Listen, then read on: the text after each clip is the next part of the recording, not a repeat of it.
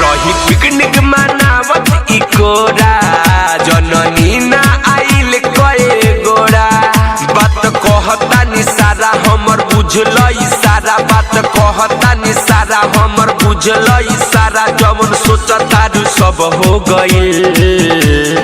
नया साल में ना जाने कब हो गइल हीरो होंडा वाला गुंडा से लब हो गइल नया साल में ना जाने कब हो गइल हीरो होंडा वाला गुंडा से लब हो गइल नया साल में ना जाने कब हो गइल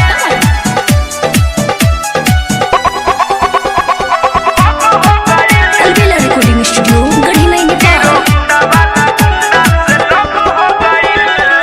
पिकनिक मनावत रही पोखरा के आट पर हमके पोल्हावत रहे मीठी मीठी बात पर लिहले बोलाई अकेले हुने काट पर नंबर लिख दिहले हमारा हो हाथ पर लिख दिहले हाथ पर पिकनिक मनावत रही पोखरा के आट पर हमके पोल्हावत रहे मीठी मीठी बात पर लिहले बोलाई अकेले हुने काट पर नंबर लिख दिहले हमारा हो हाथ पर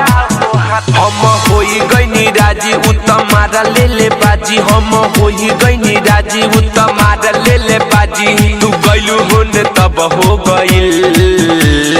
नया साल में ना जाने कब हो गइल हीरो होंडा वाला गुंडा से लब हो गइल नया साल में ना जाने कब हो गइल हीरो होंडा वाला गुंडा से लब हो गइल नया साल में ना जाने कब हो गइल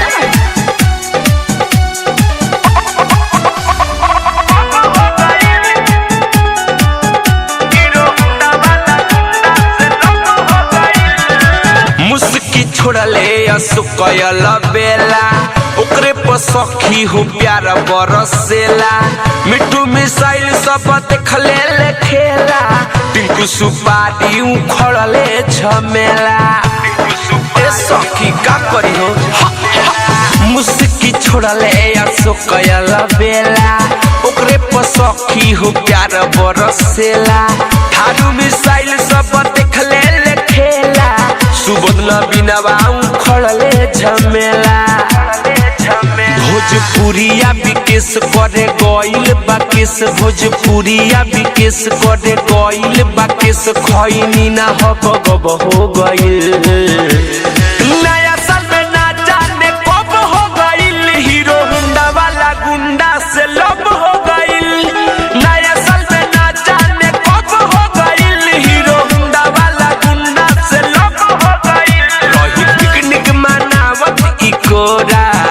जननी ना आइल कए गोरा